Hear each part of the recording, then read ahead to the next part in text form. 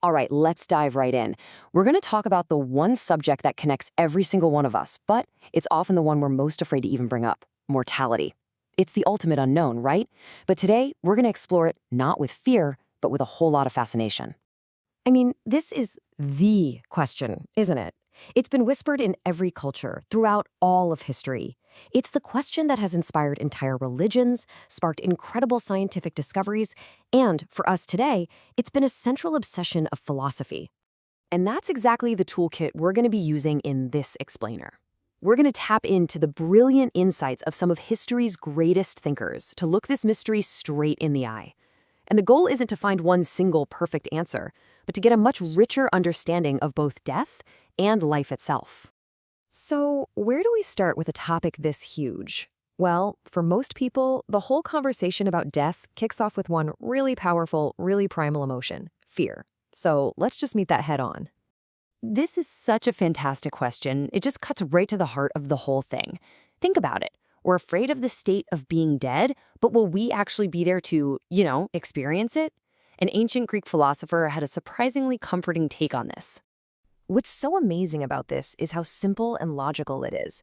Epicurus basically said, look, all good and bad things come from what we can feel, from sensation. Since death is the complete end of sensation, it literally can't be bad for you. Why? Because you won't be there to feel anything. For Epicurus, fearing death is like being afraid of a shadow you'll never cast. It's an irrational fear about a total non-event. But yeah, not everyone finds that so comforting. On the total opposite side of the coin, you've got the existentialists. For thinkers like Heidegger and Sartre, death isn't some non-event. It's the event. It's the one thing that gives life its profound meaning. They argue that knowing our time is limited, this death anxiety, is actually what pushes us to make choices, to create who we are, to live authentically. So where Epicurus says, hey, there's nothing to lose, the existentialists fire back, no, literally everything is at stake. This brings us to an even more fundamental question about what death actually is. Is it a hard stop? A final, absolute end? Or is it something else? A doorway? Maybe? A transition? Way before Epicurus, Plato came up with this powerful idea that has completely shaped Western thought. He argued that we are not just our bodies. We are an immortal soul that's just temporarily living in a physical shell. So from this point of view, death isn't an end at all. It's a release. It's the liberation of your true self, the soul, from the prison of the body, letting it return to this higher, purer place of knowledge. It's an idea that you can still see in so many spiritual beliefs today, that our true essence is way more than just flesh and bone. And then you have this brilliant but very different idea of transition from Eastern philosophy. In Buddhism, death isn't a one-and-done liberation. It's part of this huge, repeating cycle called samsara. Your consciousness doesn't just vanish, it goes into this in-between state called the bardo, and then it's reborn into a new life. And the kind of life you get is shaped by your actions, your karma, from past lives. And the goal isn't to live forever in this cycle, but to eventually break free from it by reaching enlightenment. Okay, so we've looked at fear and we've thought about whether death is an end or a transition, but maybe the most important philosophical question of all is this. Knowing we're going to die, how should that change the way we live our lives right now? This Latin phrase is just so powerful. It means, remember you must die.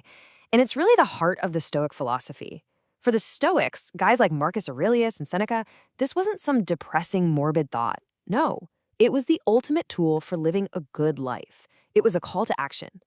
The Stoic approach is so practical. You can start using it today. It's like the ultimate form of mindfulness. Just remembering that your time is limited makes it crystal clear what's actually important. It just cuts through all the trivial stuff.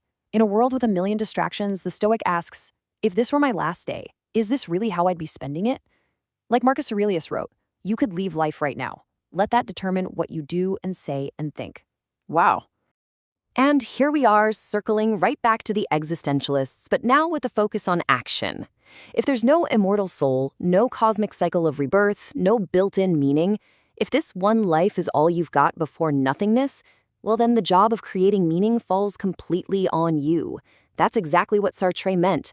Your life's value isn't handed to you. It's something you build, one choice at a time, staring right into that final end. For the existentialist, death doesn't make life meaningless, it makes it radically, terrifyingly free. So we have all these different, really powerful ideas. how do we put them all together? Well, let's not think of them as competing answers that we have to choose from. Let's think of them more like different tools in a kit, like a compass for navigating our own mortality. This chart lays it out so clearly. The Epicurean view can help free us from fear. The Platonic view encourages us to focus on our inner, maybe spiritual selves. The Stoic view gives us a super practical guide for how to act every single day, and the existentialist view empowers us to be the authors of our own story. Each one offers a profound lesson for life, drawn straight from how it looks at death. And that's really the big takeaway here. The whole point of this philosophical journey isn't to decide who was right. It's about trying on these different lenses, these different ways of thinking about mortality. Does thinking like a Stoic for a day help you focus on what really matters? Does remembering the Epicurean view help ease some of your anxiety? These are tools for you to use. And in the end, philosophy brings us right back to this one final, incredibly personal question. These great thinkers have given us the frameworks, the arguments, the inspiration. But the real work of living a meaningful life, knowing that it will end, well, that work belongs entirely to you.